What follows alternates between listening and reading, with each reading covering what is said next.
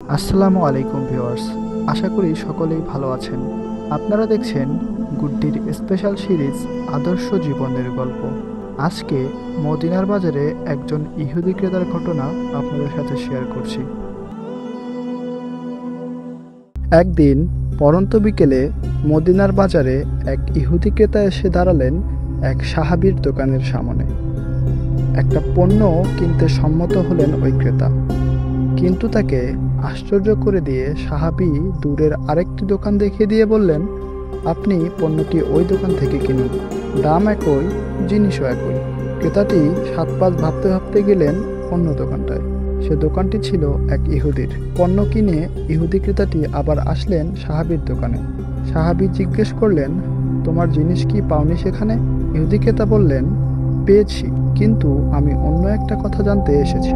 সাহাবী বলল, কি কথা? ইহুদি ক্রেতা তখন বললেন, তুমি যার কাছে আমাকে পাঠিয়েছিলে সে তো হচ্ছে আমার ধর্মের মানুষ, মানে ইহুদি। আমরা তো তোমাদের শত্রু মনে করি, কিন্তু তুমি একজন ব্যবসায়ী হয়ে ইহুদি প্রতিদ্বন্দ্বীর কাছে আমাকে পাঠালে কেন?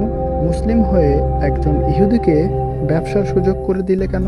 সাহাবী বললেন, আল্লাহর রহমতে আজকের যথেষ্ট বিক্রি হয়েছে আমার, কিন্তু ওই বেচারা সকাল থেকে বসে আছে, আজ কোনো বেচা কেনা হয়নি ওরও তো পরিবার আছে।